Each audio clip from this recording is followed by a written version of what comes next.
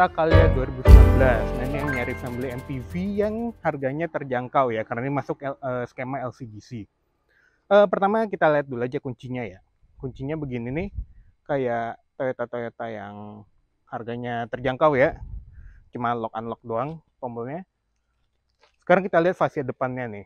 Dari depan karena ini yang sudah facelift, jadi fascianya berubah, kayak grillnya makin gede ya ini ya, dan ada kayak dark chrome di sini. Logonya logo Calya sendiri, karena ini LCGC nggak boleh pakai logo Toyota di depan. Untuk lampunya, lampu jauhnya sudah LED, kecuali lampu senja dan sennya masih bohlam. Lampu fog lampnya juga masih bohlam, dan ini kayak aksennya saya kurang suka, ini warna hitamnya dan gede gini, jadi kayak kurang cocok aja ya. Tapi sebenarnya secara keseluruhan tampilannya lebih modern lah dari yang pre-facelift. Sekarang kita lihat mesinnya. Mesinnya 1200 cc, 4 silinder, tenaganya 88 PS, dan torsinya 109 Nm. Nanti untuk performanya kita coba di saat berkendara ya. Tapi yang bagusnya di sini sudah ada peredam, jadi ya nambah kesan upmarket lah ya. Dan sebenarnya belum dicat ini, masih warna dasar, cuma karena ini warna silver, jadi nggak terlalu kelihatan kalau itu warna dasar. Kita ke samping aja. Di samping velgnya udah two tone polish. Ini ring 14, ya lumayan modern lah. Ada badge Dual VVT-i.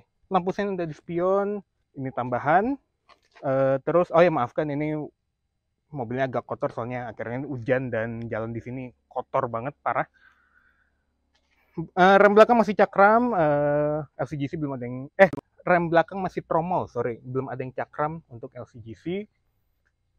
Antena short pole aja di belakang. Udah sih bagian samping itu aja, mending kita langsung ke bagian belakang aja. Di bagian belakang ini fiturnya bukan fitur sih ya, nggak ada fitur di sini, paling ada wiper. Di fogger belum ada, tapi wipernya ini kalau misalnya wiper depan nyala dan masuk gigi mundur, ini wiper belakang akan nyala secara otomatis, secara intermittent. Lalu di sini ada lampu yang masih full bohlam, belum ada LED-LED-an di sini, dan ini juga ada extensionnya gitu, tapi mati aja, ini cuma hiasan. Terus di sini ada list yang memanjang ya dari kiri sampai kanan, dark chrome juga. Ada badge Astra Toyota, dan di situ ada Calya dan tipenya, tipe G. Oh ya, ada sensor parkir juga 2 titik. Sensornya nggak bisa dimatiin ya, di dalam nggak ada tombolnya itu. Ini kita lihat bagasinya aja sekarang. Ini bagasinya kalau dibuka nggak gede emang kalau semua posisi kursinya tegak, tapi kalau misalnya direbahkan dia bisa nambah ya. Sayangnya ini juga cuma satu piece gitu, apa namanya, joknya, jadi nggak bisa sebelah aja. Nah kalau misalnya dilipat gini lumayan lah buat naro barang. Kalau tadi kecil banget ya. Tapi nggak ada akomodasi yang menarik di sini, nggak ada gantungan, nggak ada apa-apa, cuma polos aja bagasi gitu aja. Mending kita buka lagi kursinya, soalnya nanti kan kita mau nyoba bagaimana ruang belakangnya. Oke, sekarang kita masuk ke dalam aja. Oke, sekarang kita masuk ke kabinnya ya. Kita nyalain aja soalnya lumayan gerah. Nah, untuk desainnya sendiri sebenarnya cukup menarik. Jadi kayak flat dash gitu ya di sini. Jadi kalaupun mau naruh barang-barang di sini masih bisa lah, walaupun tidak disarankan ya. Terus warnanya juga ini ada kayak di sini coklatnya, baru ada hitam gitu. Untuk fungsionalitas di sini ada card holder, lalu di sini ada slot buat naruh dompet, mungkin bisa ya. Di bawah juga ada tempat lagi buat naruh HP kali, soalnya di sini ada charger 12 volt di sini. Jadi mungkin ngecas di sini, coloknya naruhnya di sini, naruh HP-nya. Di kanan juga ada lacinya lumayan gede, walaupun dia nggak ada benar-benar datar aja gitu. Jadi mungkin kalau ngebut apa yang taruh di situ bisa jatuh juga. Di kanan ada 2 cup holder. Saya nyontoh ini pakai ini aja. 2 cup holder dan ada door pocket. Soalnya di tengah nggak ada cup holder sama sekali ya, cuma ada di pintu kiri kanan aja. Untuk lacinya juga lumayan gede untuk sekelas LCGC ini. Sekarang kita lihat fitur yang ada di bagian depan ini. Ada sun visor dua-duanya juga sudah ada kaca, bagus. Ada lampunya tapi ini kayak murahan banget dari tahun 90-an. Sayangnya kacanya belum day night view juga. Kita ke head unitnya aja. Head unitnya ini kayaknya basisnya JVC atau Kenwood ya, soalnya kalau dilihat dari setting-settingnya ini mirip punyanya si JVC Kenwood. Untuk fitur-fiturnya ada radio, CD, USB, AUX. Sayangnya USB-nya coloknya di sini untuk sama AUX-nya, jadi agak mengganggu ya kalau colok ke sini. Habis itu ada M Toyota yang cuma di sini tulisannya telepon darurat sama dealer Toyota. Paling itu aja sih. Ya Bluetooth ya, bisa untuk muter musik dan nerima panggilan ya. Terus di bawah sini ada AC-nya. AC-nya juga knopnya berubah ya, yang tadinya mirip kompor gas sekarang jadi yang lebih modern begini. Ya sedikit upgrade lah, sama ada open close air-nya juga. Ini transmisi matic. Jadi di sini kayak mobil-mobil Jepang ya, jadinya posisinya ergonomis, enak, dan biasanya orang suka naruh gorengan ya di sini buat gantung gorengan. Enak sih jadinya. Pendek gitu kesininya. Terus di sini ada stok buat wiper, dan bagusnya tadi di belakang wiper belakang udah bisa intermittent. Bahkan di Innova aja wiper belakangnya nggak bisa intermittent. Di kanan ada tuas lampu depan, sudah ada fog lamp tadi, dan feel-nya ini lumayan enak sih, lumayan mewah. Di kanan cuma ada buat ini ngatur kaca spionnya aja, dan udah power retract, jadi udah bisa tinggal tombol aja untuk pelipatnya. Ada steering switch juga untuk audionya aja, dan di sini ada MID-nya tapi nggak banyak, cuma untuk average fuel consumption, range, udah itu aja. Balik lagi ke Odo dan trip A trip B. Paling di depan itu aja. Oh ya, satu lagi, ini kursinya nggak bisa dinaik turunin dan setirnya nggak bisa naik turunin. Tapi secara posisi ini cukup ergonomis lah buat saya ya, yang tingginya sekitar 170-an cm. Paling yang kurang enak nggak ada footrest aja di kiri. Tapi dia agak landai, jadi untuk mengistirahatkan kaki masih enak lah gitu. Oke, paling di depan itu aja. Oh ya, sama ini cuma auto down, tidak ada auto up.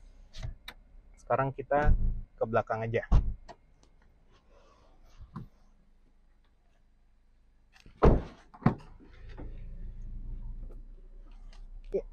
Sekarang kita di belakang Calya ini.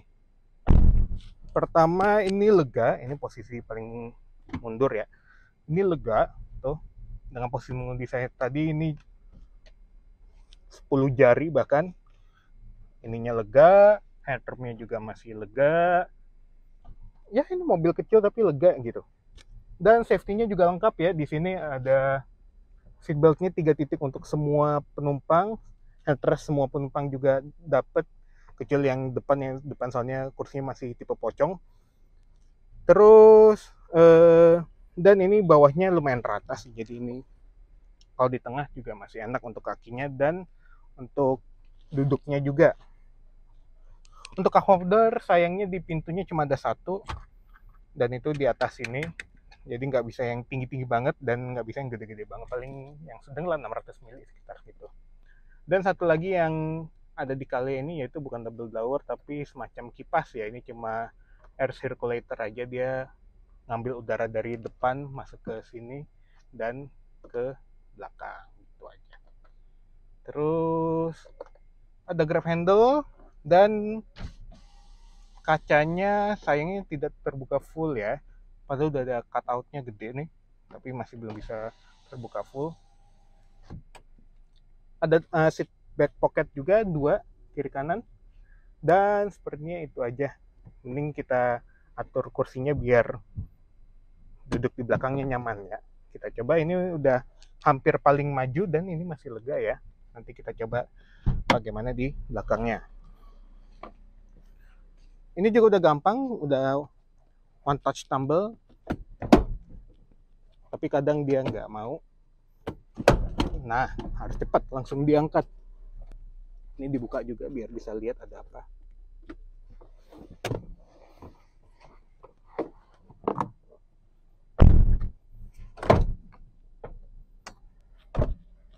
Nah, kalau di posisi yang dimajukan tadi ini ada ruang yang cukup untuk dewasa lah ya. Tapi cuma cukup aja nih soalnya headrest.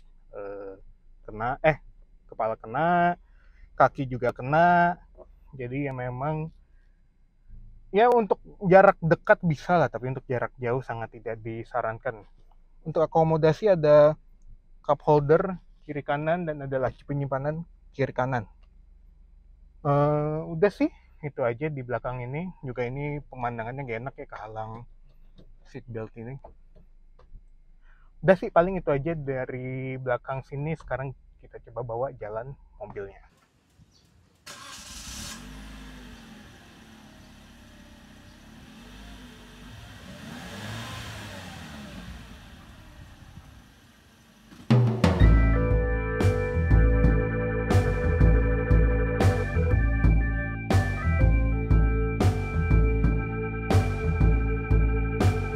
Oke, sekarang kita coba bawa jalan Toyota Calya ini. Sekarang masih seperti video-video sebelumnya, ini masih ada di sekitaran lintas timur Sumatera. Nah, ini jalannya agak naik turun ya, terus ada perbaikan jalan dikit-dikit, nah kayak gini. Dan itu menurut saya ini diredam dengan baik, mengingat ini sebuah LCGC. Oke lah ini, lebih dari cukup. Dan ini kalau misalnya mau nyalip ya, di depan sayangnya belum bisa nyalip, mungkin nanti aja. Tapi yang kerasa juga ini setirnya. Setirnya ini ringan dan bisa dibilang gak ada feel-nya. Dan ini dia bukan tipe yang mau balik ke tengah ya. Jadi ya agak disayangkan kurang di setirnya ini. Karena ini transmisi otomatis 4-speed biasa, responnya biasa aja, nggak cepet-cepet amat. Nggak lambat-lambat, sebenarnya lambat sih, cuma maksudnya untuk 4-speed seperti ini biasa. Oke, kita coba dahuluin sekarang.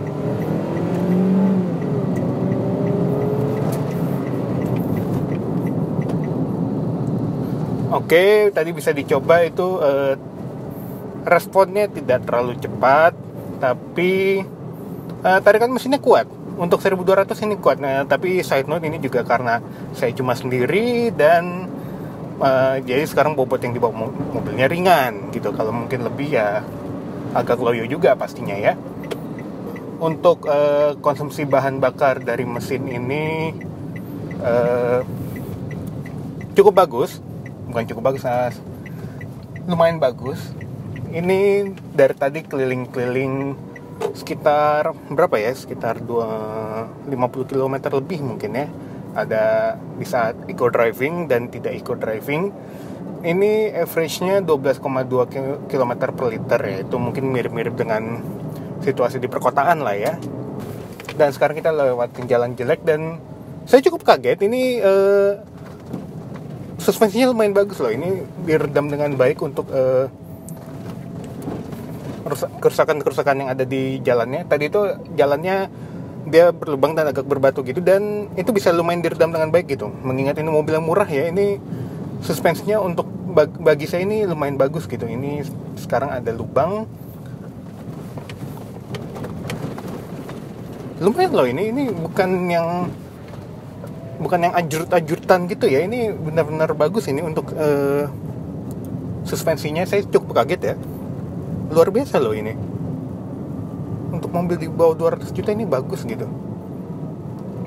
Dan untuk mobil di bawah 200 juta juga ini noise dari sekeliling cukup teredam. Suara mesin oke, memang masuk, cuma suara ban terdengar tapi nggak terlalu, dan suara dari luar yang cukup bagus. Nah, kayak ada mobil lewat atau motor lewat gitu, lumayan teredam dengan baik. Terus untuk feel switch-nya ini terasa mahal. Harus saya akui ini terasa mahal. Ini enak banget gitu. Dan memang suaranya soundnya ini yang jelek ya. Saya nggak suka yang ini. Avanza sama Calya ini soundnya kayak begini, kayak kurang aja gitu. Tapi untuk feel-nya sendiri bagus, enak gitu, kayak terasa mahal. Oke, sekarang kita udah keluar dari jalan lintas Sumatera, lintas timur Sumatera tepatnya, dan ini jalannya lumayan jelek ya, kayaknya banyak truk lewat sini. Tapi untuk menghibur diri kita coba aja audionya. Seperti tadi sudah saya bilang, ada fitur-fiturnya, ada Bluetooth, ada USB, ada CD, lengkap lah ini. Dan sekarang saya akan coba audionya dengan fitur Bluetooth dari HP.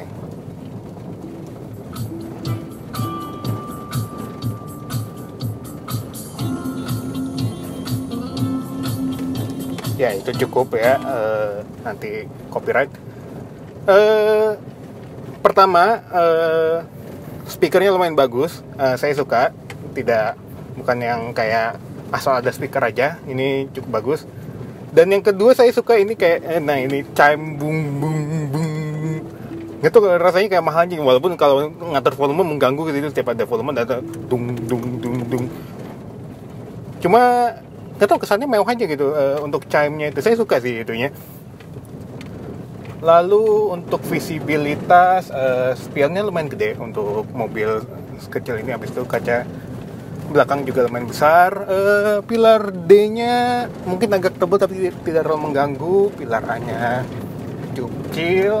Dan yang secara keseluruhan ini visibilitasnya sudah bagus. Namun untuk urusan handling, ini dia body roll-nya masih kerasa ya.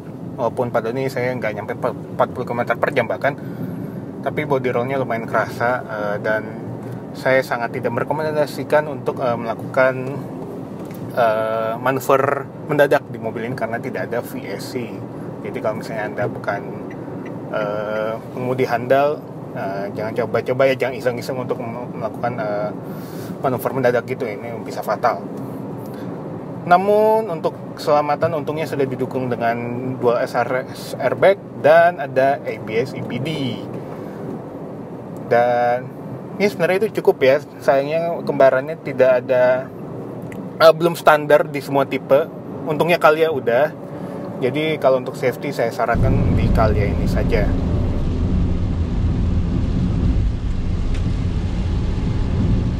Sekarang kita coba terbalik ya ceritanya ya. Anda ngikutin Gmaps, terus Gmaps-nya ngaco kemana ini, entah berantah. Kita coba langsung putar di sini. Dan sebenarnya radius putarnya kecil, tapi ini cuma karena 2 lajur jadi harus 3 point turn. Tapi gampang kok. Nah, in no time sudah berputar arah. Kecil kok ini radius putarnya. Nanti di sebelah kiri akan ada data spesifiknya berapa radius putar Toyota Calya ini.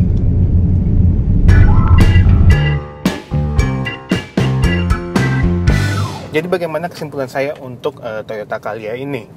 Menurut saya ini bisa dibilang sebuah mobil yang layak ya, bukan cuma mobil untuk titik A ke B doang. Ini benar-benar mobil yang layak untuk Anda yang mencari mungkin mobil keluarga untuk memuat banyak gitu ya, karena muat 7 penumpang. Ataupun Anda kalau di kota-kota besar bisa jadi taksi online, nggak apa-apa. Ini mobil ini lebih dari cukup lah, tidak perlu beli Avanza yang lebih besar. Untuk sekedar taksi online aja ini sudah cukup begitu. Irit juga 1200 cc kan, kecil mesinnya. Dan pastinya perawatannya mudah dan maintenance-nya mudah ya. Bensinnya dikit jadinya yang perlu dibeli dan sebagainya. Jadi menurut saya bahkan lebih baik beli ini daripada Agya.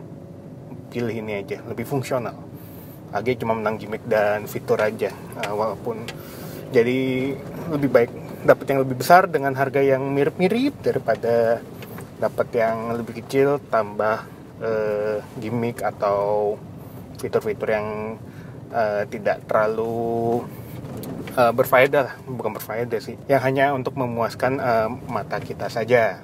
Sekian untuk review kali ini. Jangan lupa like kalau Anda suka video ini, dislike juga kalau tidak suka, dan tolong komentar di bawah kenapa Anda tidak suka. Jangan lupa subscribe juga channel kami dan ikuti kami di sosial media. Ada di Twitter dan... Sorry, bukan Twitter. Kami nggak ada di Twitter. Di Instagram dan TikTok. Namanya @overdriven.id. Oke, sekian dari kami. Sampai jumpa di video berikutnya. Dadah.